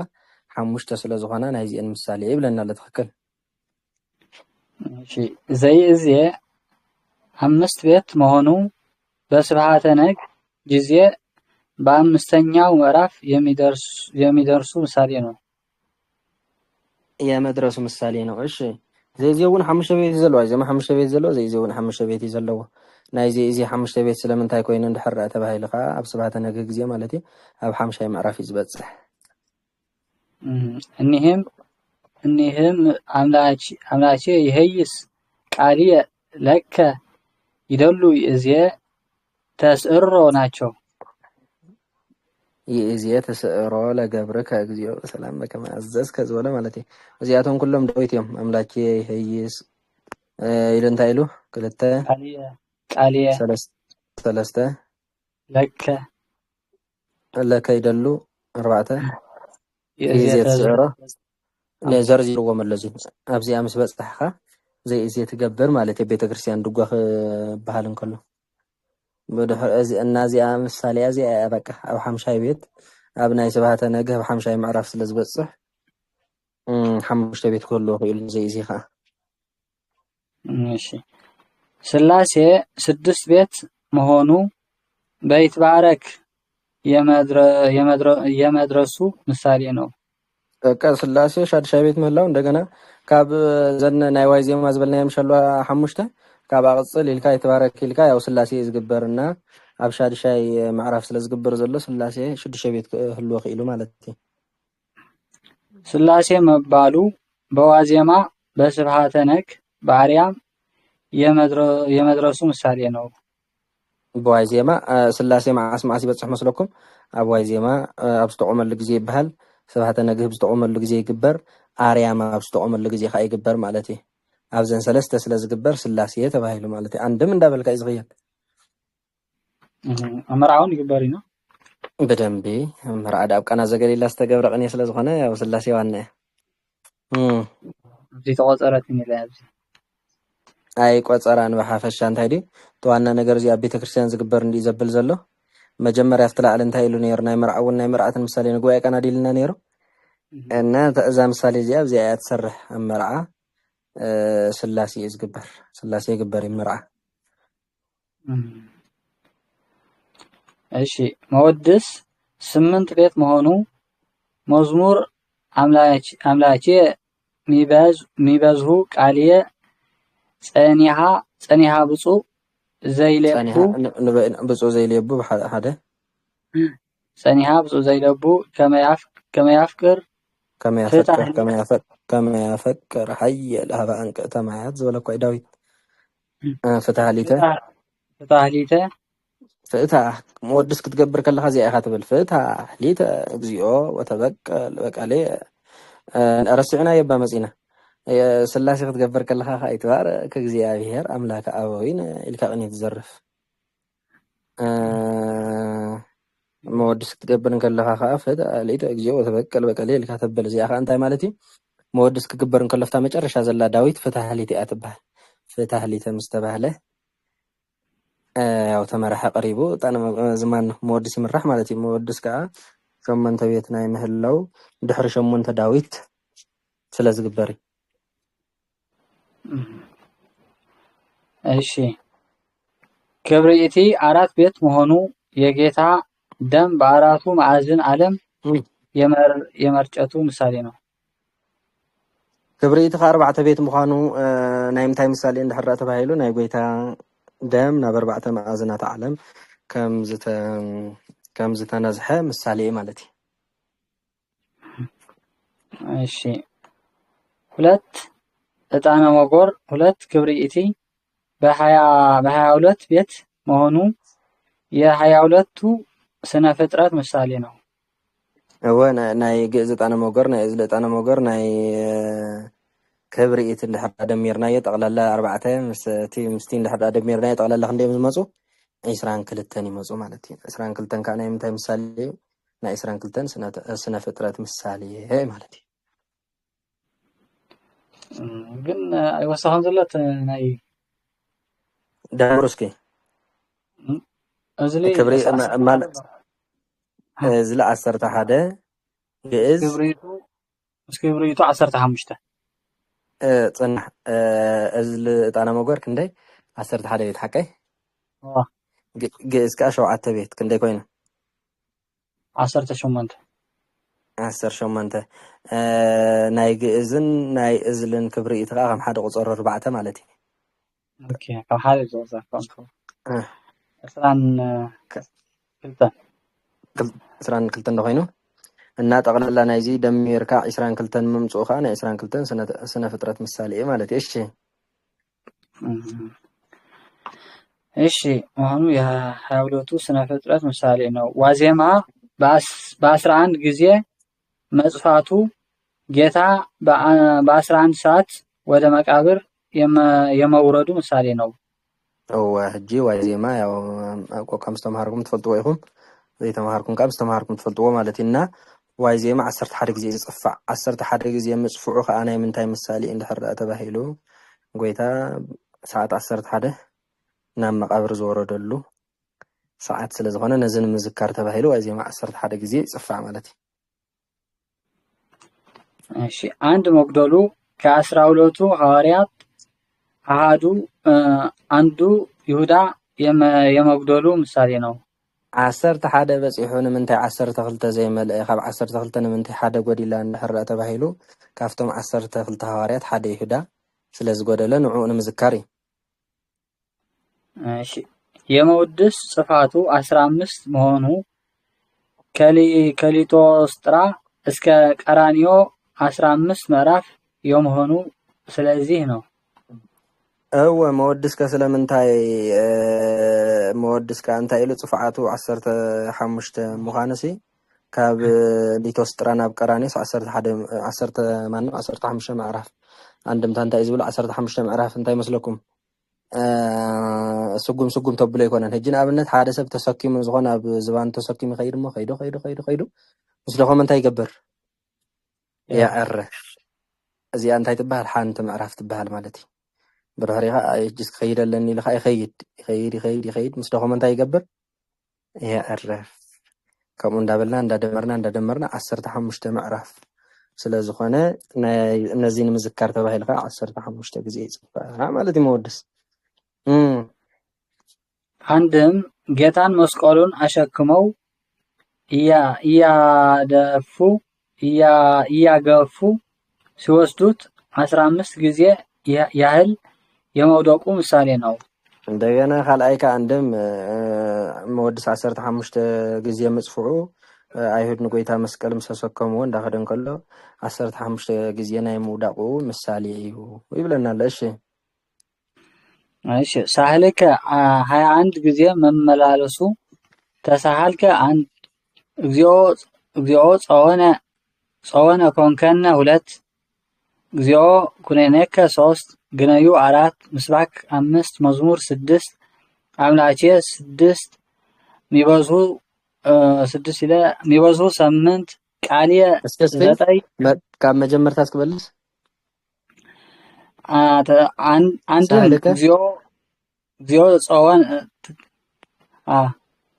ጸወነ ኮንከነ ሳቅዳሚት ላ ሃለይከ ተቆዝሮ ቅድሚ ሳህልከ ኢልካ እስክቀፅል ሳህልከ 21 ጊዜ መመላለሱ ተሳሃልከ 21 ጊዜ መመላሱ ይድምረልና አለ እንዳደመርካ ኸድ እጂ እሺ ተሳሃልከ 1 እግዚኦ ጸወነ ኮንከነ 2 እግዚኦ ኩነኔከ 3 ግነዩ 4 ምስባክ 5 መዝሙር 6 አምላኬ 7 ሚበዝሁ 8 ቃልየ 9 ጸኒሃ 10 ብፁዕ ዘይለቡ 11 ከመያ ፈቅር በመላው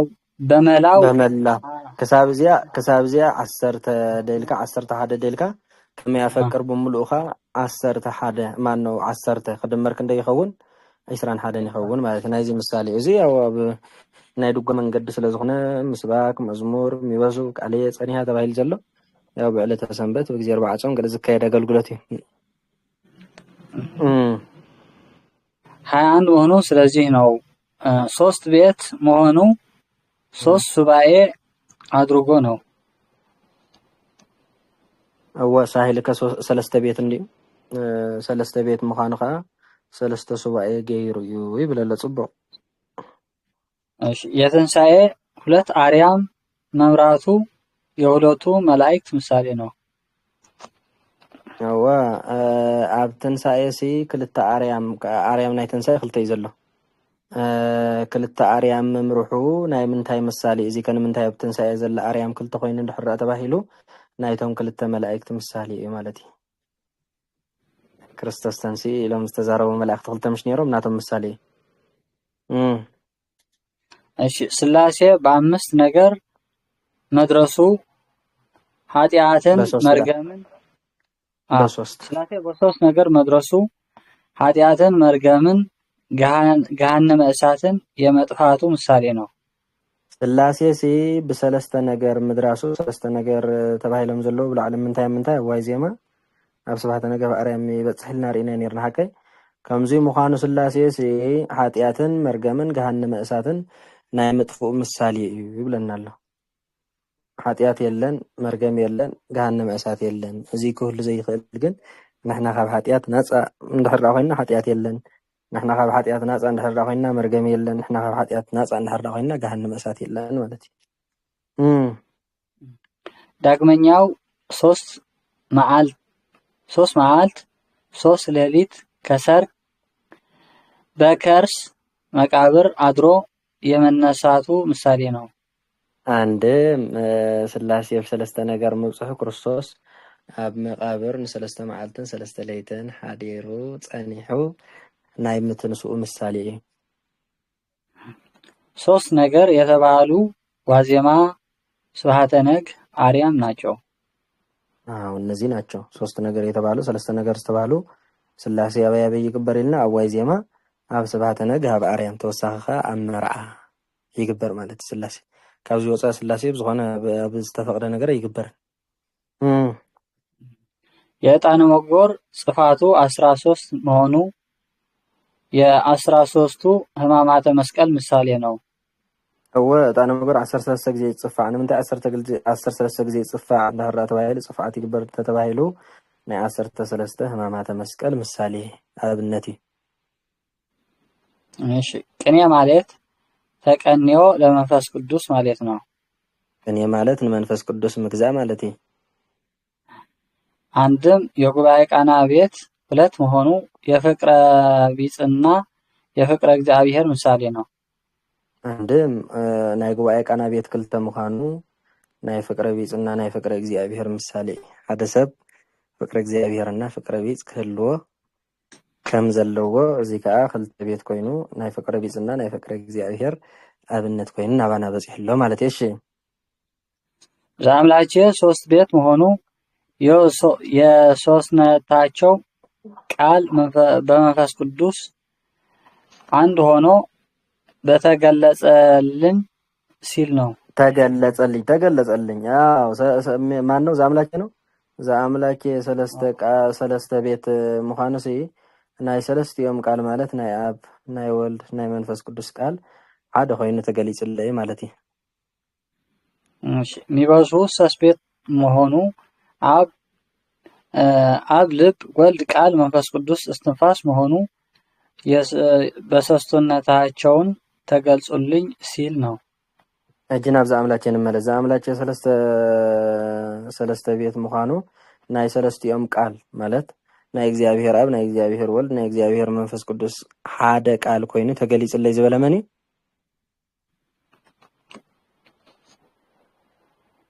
መምህር ዳውን ትክክል ትመሪ ሕጂ ከዓ እቲ ንጉስ ከዓ እንታይ ይብሎ ኣሎ? አብ ልቢ ወልድ ቃል መንፈስ ቅዱስ እስትንፋስ ኮይኖም ገሊጾም ለይ ይብሎ ኣሎ ማለት እዩ። ዋዜማ አምስት ቤት መሆኑ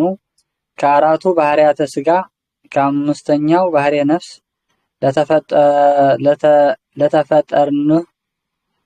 ለተፈጠርሁ ገለጸልኝ ሲል ነው። አዎ እዚ ከምዚ ዝብል ዘሎ መን እዩ? ዋዜማ ሓሙሽተ ቤት ምዃኑሲ ካብ ኣርባዕተ ባህርያተ ስጋ ማለት ካብ መሬት ካብ ማይ ካብ ነፋስ ካብ ሓውን ዝተፈጠርኩ ሓምሻይ ድማ ካብ ነፍስን ዝተፈጠርኩ ንዓይ ተገሊጽለይ ንኽብል ዋዜማ ሓሙሽተ ቤት ኮይኑ ማለት እዩ።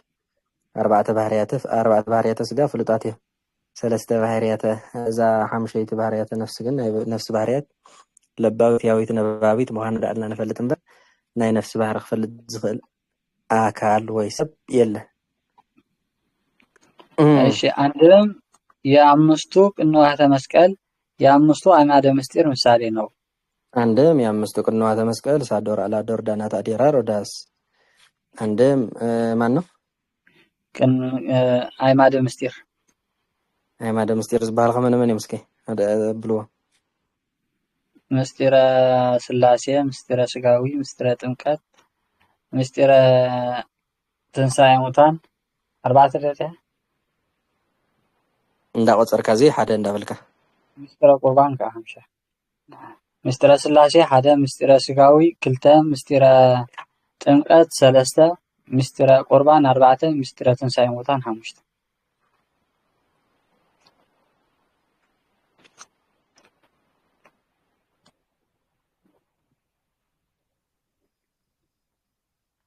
ተሰገወ ዝበለ እስከ ሓደ ግሰስ እስኪ ተሰገወ ኢልካ ክሳብ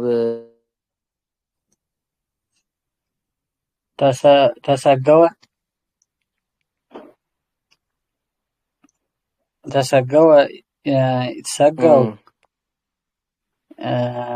ይትሰገው ስጉ ተሰጋዊ ስጉዋን ተሰጋውያን امتحان أول سلزي وصحنا طريزة راس كبلا طريزة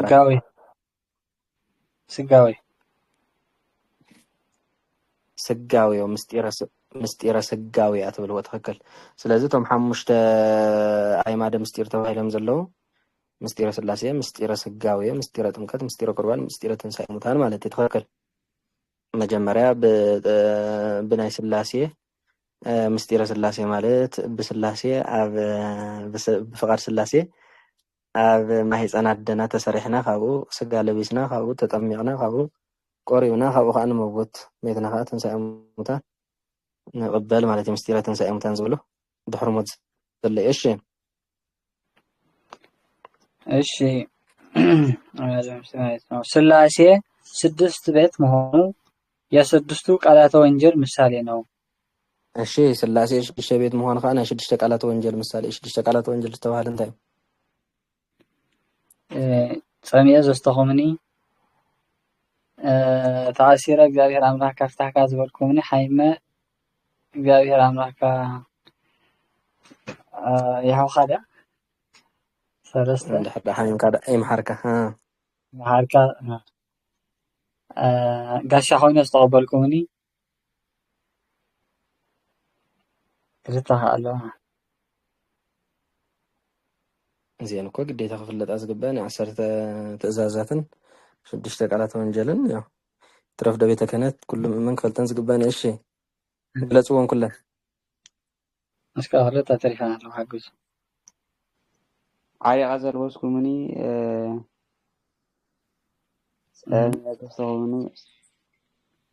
ጸምየ ዘስተኸሙኒ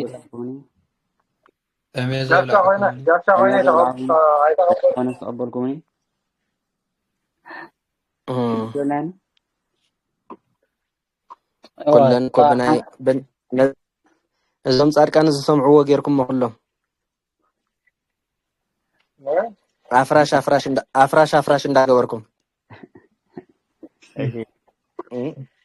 ተምሓጣን ሰምዕዎ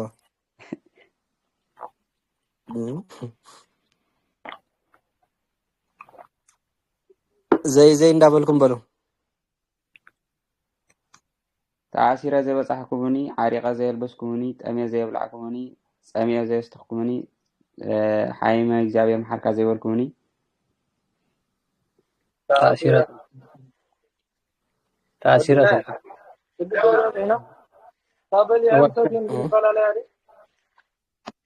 ወይ ፈላለየ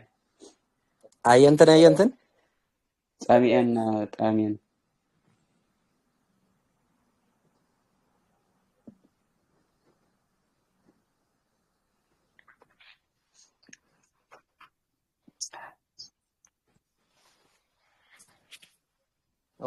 እና ሽዱሽተ ቤት ምዃኑ እዚ ንክንዝክር ዝተገብረ እዩ ማለት እዩ ስለምንታይ ሽዱሽተ ኮይኑ ንዝብል ሕቶ ዝመልስለና እሺ የዘይ እዝየን የመወድስን የክብሪትን የዕጣን መጎርን ምሳሌ ወደ ኋላ አሳይተውናል ኣሳይተን እወ ትክክል ርኢና ነይረ ደሚርና 22 ነምፂና እዮም 22 ካ ናይ 22 ስነ ፍጥረት ርኢና ነይርና እሺ ከዚህ በኋላ ይህንን ሰምራብ ለልሂብ አስተምሯል ልሂብ ከዚህ በኋላ እንታይ ከዚህ በኋላ ይህንን ሰምራብ ለልሂብ አስተምሯል ሰምራብ ማለት ወድ መኒ ወድባ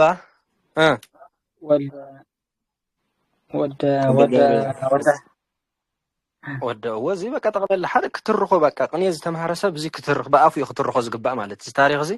በቃልኩም ክትሽምድድዎ ዝግባእ መጀመርያ ንቅኔ ዝደረሰ መን ኢልናዮ ዮሃንስ ገብላዊ ወይ ከዓ ገብሎናዊ እውን ይብሎ ኢልና ሓቀይ ካብ ዮሃንስ ንመን ምሂርዎ ወልደ ገብርኤል ከ ንሰምራብ ሕጂ ሰምራብ ከንመን ምሂሩ ትብለላ እስኪ ንልሂብ ምሂርዎ ማለት እዩ ሰምራብ ጽቡቅ ብጣዕሚ እሺ አስተምሯል ልሂብ ለኤልያብ አስተምሯል በቃ ሪኦም ዝነበለ ሰንሰለት ሓልዩ ናባና በፂሕ ዘሎ ማለት እዩ ልሂብ ከዓ ንኤልያብ ኤልያብ ምሂርዎ እሺ ኤልያብ ለተዋናይና ለድድቅ ወልደ ማርያም አስተምሯል ለድድቅ ወልደ ማርያም ንመን እዚኦም ክልቲኦም ሕዝዎም እዚኦም ታሪኻውያን ሰባት እዮም ክልቲኦም ኤልያብ ንመን ምሂሩ ለተዋናይና ለድድቅ ወልደ ማርያም ለተዋነይና ለድድ ወልደ ማርያም ምሄሩ ማለት ኤልያብ እሺ በዚያም ጊዜ መንግስት እዚኦም ክልቲኦም ደቂ ሓደ ጉባኤም ከምዛ ሕጂ ዘለኹም ማያም ማለት እዩ ክልቲኦም ተዋናይን መንን ድድ ወልደ ማርያም ናብ መንም ተማሂሮም ኣብ ኤልያብ እዮም ተማሂሮም ማለት እዩ ክልቲኦም ረይዎም ሕዝዎም መንን ተዋናይን ድድ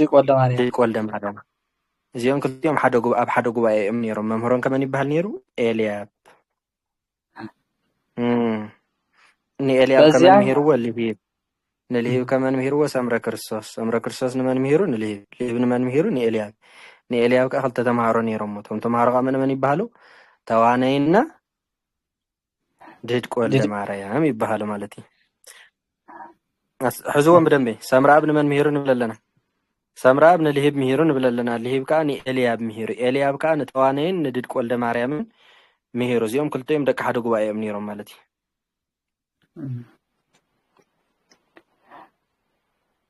እሺ በዚያን ጊዜ መንግስት ተፍላስ ግራኝ ነገሰ ተፍላሰ ግራኝ በቃ ግራኝ ዝበሃል መቸም ብታሪክ ትፈልጥዎ ተኾን ኢኹም ኣብዚ ግዜ እዚ ነጊስ ነይሩ ረእይዎ ተዋናይና ድድ ወልደ ማርያም ኣብ ዝነበሩሉ ግዜ ሓደ ጨካን አረሚ ማን ነው ግራኝ ዝብል ዝተባህለ ንጉስ ነጊሱ ማለት እዩ እሺ ድድ ወልደ ማርያም የጨረቃ ዳውንት ገቡ እቲ ነጊሱ ዝነበረ ንጉስ ፀረ ቤተክርስትያን ስለ ዝነበረ ብጣዕሚ ሓደገኛ ንጉስ ስለ ዝነበረ ድድ ወልደ ማርያም ናብ ጨረቃ ዳውንት ዝበሃል ቦታ ኸይዶም ካብቲ ንጉስ ንኸምልጡ ማለት እዩ ኣብኡ ኸይዶም ተሓቢኦም ተዋናይ ደቅ እስጢፋኖስ ከሚባል ሃገር ገባ ተፋላልዮም ዝገርም ይመቸም ስደት ከም ትፈልጥዎ ዓማፅ ንጉስ እንድሕር ደኣ ነጊሱ ኣብ ፈቅዶ ፋሕ ኢኻ ትብል ገለ ካብ ኣሜሪካ ገለ ካብ ኣውስትራልያ ገለ ካብ ኢትዮጵያ ገለ ካብ ሱዳን ገለ ካብ ገለ ትኸውን ማለት ፋሕ ትብል ፋሕ ይኣትወካ ስለዚ ንተዋናይና ንድድ ወልደ ማርያም ከዓ ፋሕ ኣትዎም ማለት እዩ ግራኝ ምስ ነገሰ ሕማቅ ንጉስ ስለ ዝነገሰ ድድ ወልደ ማርያም ኣይ ኣነ ሰብ ጨረቃ ዳውንት እንድሕር ደኣ ኮይነይ ካብዚ ሕማቅ ንጉስ ከምልጥ ይኽእል ኢሎም ናብኡ ኸይዶም ናብኡ ኣትዮም ተዋናይ ከዓ ደቂ እስጢፋኖስ ናብ ዝበሃል ዓዲ ኸይዱ ማለት እዩ ካብኡ ተሓቢኡ ተፈላለዮም ማለት እዩ እሺ ኋላ የጨረቃ ዳውንት ከሚባል ሀገር ሰባቱ መምህራን ድቅ እየተባሉ ሲያስተምሩ ኖሯል በቃ ይኹም ኣብቲ ጨረቃ ዳውንት ዝበሃሉ ከዓ እቶም ድድ ወልደ ማርያም ዝኣተውዎ ቦታ ማለት እዩ ሸውዓተ መምህራን እቲ ግራኝ ክሳብ ዝጠፍእ ማለት እዩ ሸውዓተ መምህራን ድድቅ ቀዳማዊ ድድቅ ካልኣዊ ድድቅ ሳልሳይ እናበለ ሸውዓተ ድድቅ ዝበሃሉ መምህራን ወፅኡ ማለት እዩ ተዋናይም ስለዚ ኣብዚኣ ክትሕዝዋ ዘለኩም ድድ ወልደ ማርያም ምስ ደሓን ኣይጥፍእዎ ተቐኒስ ከጥፍእዎ ይኽእሉን እዮም ማለት እዩ ብዙሓት ሰባት ምስኦም ነይሮም ብዙሓት ህዝቢ ከዓ ምስኦም ነይሮም እንደገና ብዙሓት ከዓ መምህራን ድድቅ እንዳበሉ ሸውዓተ መምህራን ወፅኦም እዮም እሺ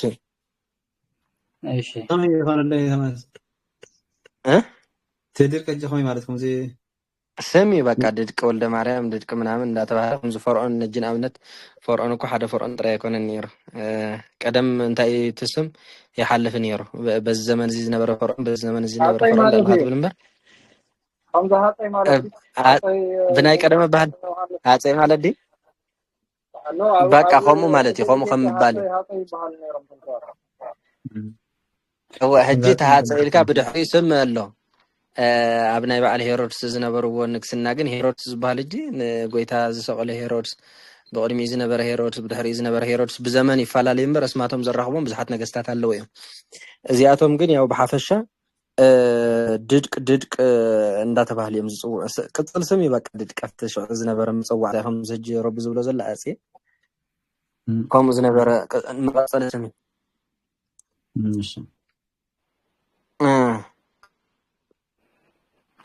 እሺ ተዋናይም ሲወጣ ቅኔን ይዞ አገባቡን አጥፍቶ ወጣ እንታይ መኻዓብስ ተዋናይ ክወፅእ ከሎ ግን በቃ ኣብቲ እሱ ዝነበሮ ናበይ ኣትዩ ነይሩ ተዋናይ ኢልናዮ ናበይ ከይዱ ነይሩ ደቂ እስጢፋኖስ ሓቀይ ናብኡ ከይዱ ነይሩ ማለት እዩ ነዊሕ ግዜ ስለ ዝፀንሐ ካብኡ ክወፅእ እንከሎ በቃ ተቕንዮ ይፈልጦ ኣሎ በቃ ጉባኤ ቀና ክንደይ ቤት ምዃኑ መዐቀን ዜማ ገለ የጥፍኦን ኣገባብ ግን ኣጥፊእዎ ወፂኡ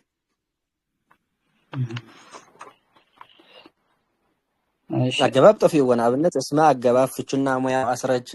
ህየንተ ኣገባብ ፍቹ ስለ ሙያው ኣስፈች በኣገባብ ፍቹ በቁንቆር ሙያው ማድረጊያ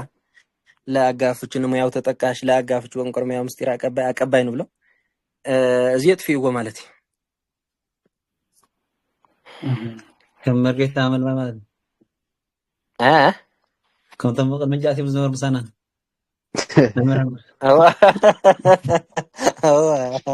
ተኸክል كني راح أمير أنقل ثمانية قال مالت إيش يعني زي الدك استيفانس بوتا سمنيو هو نايبوتا سمي እሺ አጥቶ ወጣ የጎንጅ አገባብ ማነሱ እርባ ቅምር አለመኖሩ ስለዚህ ነው በቃ ብጣዕሚ በቃ ናይ ጎንጅ አገባብ ዝረኽት ቅጽል ወንዲኹም ቅጽል አይና ቀሪብኩም ይሁን ወጣቱ ኣብ የጋብ መስቀጽልና ቀጣናው ኢና ከይድ ማለት ሕጂ ናይ ጎንጅ አገባብ እርባ ቅምር ብጣዕሚ ውሑድ ማለት እዩ ስለምንታይ ውሑድ ኣብዚ ዓቢ ታሪኽ ርኢኹም ትመሃሪኹም ተሕትና ክትመሃሪኹም ማለት እዩ ርድኹም እና ናይ አገባብ ጎንጂ ንኢሱ በቃ ታኾይኑ ንኢሱ ትሽዕ ግዜ ተዋናይ በቃ ብዙሕት አገባብ ፊእዎ ስለ ዝነበረ ያው ተዋናይ ካ ናይ ጎንጂ ፍሉጥ መምህር ስለ ዝነበረ ማለት እዩ እና ሕጂ ካ ናይ ጎንጂ አገባብ ምንኣሱ ጠንቂ ዝኾነ ተዋናይ እዩ ማለት እዩ ካብ ተዋናይ እንዳሓር እንዳናእሰ መፂር ባቅምር ብዙሕ የብሉን ያጋቡ ካ ብጣዕሚ ውሕድ እዩ እሺ አባቱም ሞቱ እሱም كندي أبوه ميتو رأي هجوا تقول له مش ده أبوه ميتو ما أبوه من توانا إننا ندير كل دمارة من يوم نيرم أبوه نعم نفس أبوه ما لتمام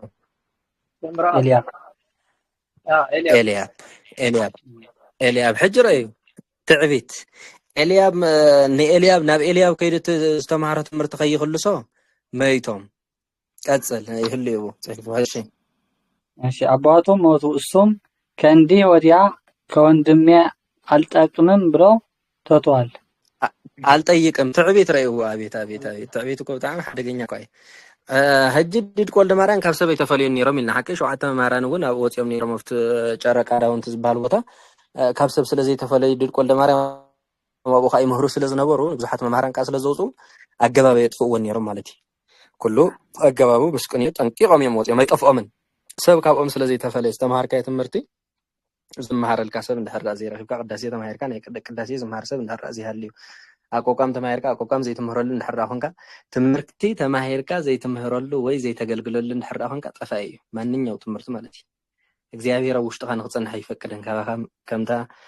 ሰላህ ሓቢል ዘእተወን ሰላህ ሓቢል ገንዘብ እዩ ዝወስድ እግዚአብሔር ማለት እዩ እና እሶም ሁሉ ጊዜ እንዳማሃሩ ነይሮም ማለት እዩ ዝነበሩ ቦታ ተዋናይ ግን ዘውድ በቃ ነፍሱ ጥራይ ወጽኒ ደፍቱ ዝነበሩ ቦታ ምሰብ ስለ ዘይነበረ ብዙሕ ሰብ ስለ ዘይነበረ እኔ ዝመሃረሉ ሰብ ስለ ዘይነበረ ሙሉ ብሙሉ ከምቶም መርጌታ መልማል ኣጥፊእዎ ማለት እዩ ዝመንክር ዝበልካዮ እና ካብኡ ንድሓር ተዋናይ ትዕቢት ሒዝዎ እቲ ትዕቢት እንታይ እዩ ዝብል ነይሩ ዋ ሕጂስ ኣነ ጠቕላላ በቃ ኤልያብ ሜትሎ ዋ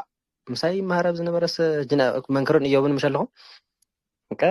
ሰሎሞን መይቱ ሕጂስ ኣነ ኣብ መንክር ክሓተት ትብል እዮም ማለት እዩ መንክር ኣነ ሰብ እዮብ ክሓተት ትልካ ትዕቢት መፅያ እዚኣ ትዕቢት ተላዒላ እሺ አልጠይቅም ብሎ ትቶታል ድሪቅ ወልደ ማርያም ግን ከሰው አልተለዩም ነበርና አገባብና እርባ ቅምር ይዘው ተገኝቷል ሪኹም ድሪቅ ወልደ ማርያም ግን ካብ ሰብ ስለዘይ ተፈለዩ ዝነበሩ ኣገባቡ እርባ ቅምሩ ኩሉ ከየጥፍእዎ ወፂኦም ማለት እዩ ሃገር ሰላም ምስኮነ ቅልቅል ሌሎም ማለት እዩ በሰባተኛው ድሪቅ ጊዜ ጉባኤ ሰፍቷል ኣብቲ ሻውዓይ ድርቅ ጊዜ ማለት እዩ ጉባኤ ብጣዕሚ ሰፊሑ ከምዚ ሕጂ ዘሎ ጉባኤ ሰፊሑ ኣብዚ ዝኸድካዮ ናይ ቅኔ ጉባኤ ትከል ተጀሚሩ ማለት እዩ ከዚህ በኋላ 7 አዋጅና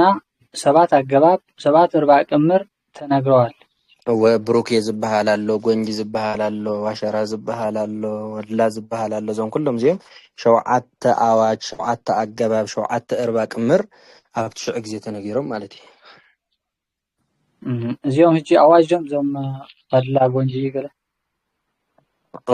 ኣዋጃት ብጣዕሚ ሕጂ ቅኔ ብዋናነት ኣብ 3 እንዲ ዝኽፈል ዝንሕና ንምሃር ዘለና ቅኔ ዋድላ ይበሃል። እንደገና ጎንጂ ዝብሃል ኣሎ ናይ ነተዋናይ ማለት እዩ። ካብኡ ከዓ ዋሸራ ዝብሃል ቅኔ ኣሎ። ካብኡ ዘበለ ከዓ ያው ብዙሕ ዘይተፃሕፈ ኣብ ዘገባብ ሒዝኩሞ ዘለኹም ዘይተፃሕፈ ናይ ብዙሓት ሊቃውንቲ ነናቶም ዝፅሓፍዎ ብዙሕ እርባ ቅምራት ኣሎ ማለት እዩ። ያው 7 ተጠቂሶም ነበር ብዙሕ እሺ መጨረሻው ኣብዚያ ሕቶ ግና እዚኦም ናይ ጎንጂ ቅኔ ሽዕጠፍ ነርና ኢልና ተዋናይ ስለዘይመስለ ዝነበረ እዚኦም ደቂ ማርያም ደቂ ወልደ ማርያም ግና ካልእ ዓይነት ቅኔ ለይምህሩ ነይሮም ኮይኖም ካልእ ዓይነት ቅኔ ለይምህሩ ነይሮም ኮይኖም ኩሎም ዝምህሩ ነይሮም በቃ ኩሉ ማለት ብዋናነት እኮ ናይ ጎንጂ መምህር ኮይኑ ዝተረፈ ቀዲሙ እኮ ተዋናይ እውን ኩሉ ይፈልጥ እኮ ነይሩ እዩ። ድሓር ግን ተን ናይ ጎንጂ መንገዲ ጥራሕ ሒዙ ተሪፉ ማለት እዩ እና ኩሎም ተማሂሮም ነይሮም ኩሉ ከዓ ይምህሩ ነይሮም ማለት እዩ። ጎንጂ ግን ተን ተዋናይ ሒዝዎን ዝፀንሓ ትምህርቲ እሳተን ጥራይ እንዳተመሓላለፋ ኣብነት ጎንጂ ብዘዘ ማርያም ብሂለ ብሂል ብሂል እዚ መቸም ወላ ሓንቲ ሞያ የድልየን ብሂል ማለት እንዳበልካ እንዳሰሓብካ ኢኻ ትኸዶ እዚ የጥፍኦን እቲ ካልእ ግን ኣጥፊእዎ ግን ነብዚ ዓይነት ዳምነስ ተጥፊኦም ዝተምሓረ ከይምህሩ ኣይነበሩ ማለት እዩ። ካልእ ጥራዮም ዝምህሩ እዚ ጎንጂ ዝበሃስ ኣይምህሩ ነይሮም ዶም ኮይኑ ተዋናይ ማዘር ቀጠለ ኢናምነት ተዋናይ ተጥፊዎ ተምሓረ ተፈጥዎ እንተ ነይሮም ተዋናይ ምሽ ተጥፊዎ እጂ ተምሓረ ከይፈጥዎ ነይሮም ማለት ትምህርቲ ፈጥዎ እንተ ነይሮምስ ተኮይኖም ዘይምህሩ ዝነበሩ ወይስ ካልእ ጥራዮም ዝምህሩ ነይሮም እወ ኣብ እንትን ተኪሮም ንኣብነት ብዋናነት ጎንጂ ተዋናይ እንዲ ነይሩ ንተዋናይ እጂ መምህር ክምህር እንከሎ እስኻ ከምዚ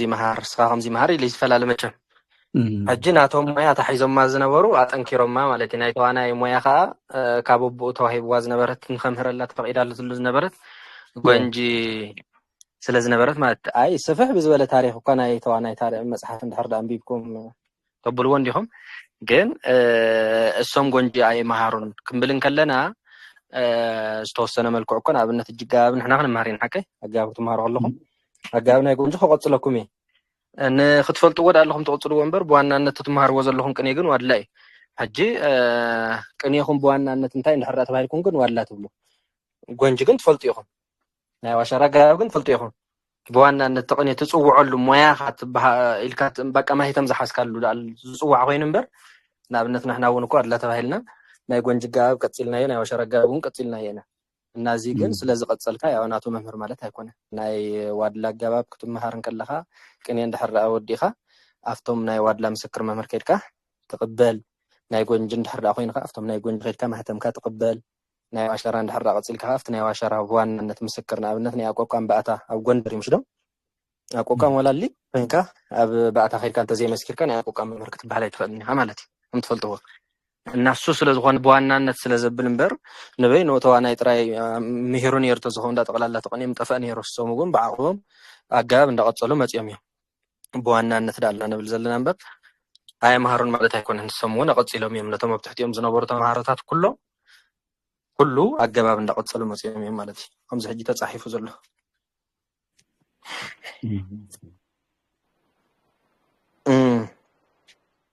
እሺ መጨረሻው ድርቅ ለስዕለ ሐና ወልደ ማርያም ክልተ ዲዮም ትድድቅ ወልደ ማርያም ካሽፍ ንመን ምሂርዎ ማለት እዩ ለስዕለ ሐና ወልደ ማርያም አስተምረዋል። ለስዕለ ሐና ወልደ ማርያም አስተምረዋል። መልካም ወ ስዕለ ሐና ወልደ ማርያም ለማይበል ወልደ ህይወት ማይበል ወልደ ህይወት ኦኬ ለማይበል ወልደ ህይወት ስዕለ ሐና ወልደ ማርያም ካንመን ምሂርዎ ማለት እዩ ለማይበል ወልደ ህይወት ለማይበል ወልደ ህይወት ምስም አቦም ይጽሕፉም ዘሎ እሺ ማይበል ወልደ ህይወት ለተክለ ማርያም ተክለ ማርያም ለአለቃ ገብረ ኢየሱስ አለቃ ገብረ ኢየሱስ ለአለቃ ብሩኬ አለቃ ብሩኬ ለመርአዊ መርአዊ ለወልደ ብሩክ ወልደ ብሩክ ለመምህር ዲበኩሉ መምህር ዲበኩሉ ለሊቀ ሊቃውንት ያሬድ ሽፈራው ሊቀ ሊቃውንት ያሬድ ሽፈራው ማለት በዋናነት ኣብ ኢትዮጵያ ናይ ቅኔ ሊቅ ተባሂሎም ዝፅውዑ ኣብ ኢትዮጵያ ዘለዉ ኣቦ እዮም ክሳብ ሕጂ ኣለዉ ሊቀ ሊቃውንት ያሬድ ሽፈራው ለመምህር በቃሉ እውነቴ መምህር በቃሉ ማለት እዛ በዓል መፅሓፍ ዓንድም ሊቀ ሊቃውንት ያሬድ ሽፈራው ለሊቀ ሊቃውንት ዳንኤል ኃይሉ ሊቀ ሊቃውንት ዳንኤል ኃይሉ ለመምህር ሰሎሞን መምህር ሰሎሞን ደግሞ ለእናንተ ማለት ነው መቸም መፅሓፍ ክትፅሕፍ ከለካ መጨረሻ ናይ ትውልድ ሓረግ እንድሕር ክትፅሕፍ ኮንካ ታናትካ ፅሕፍ ኣቢልካ ኢኻ ቅፅል ተብላ እናቲ መምህር በቃሉ ተባሂሉ ዘሎ ነዛ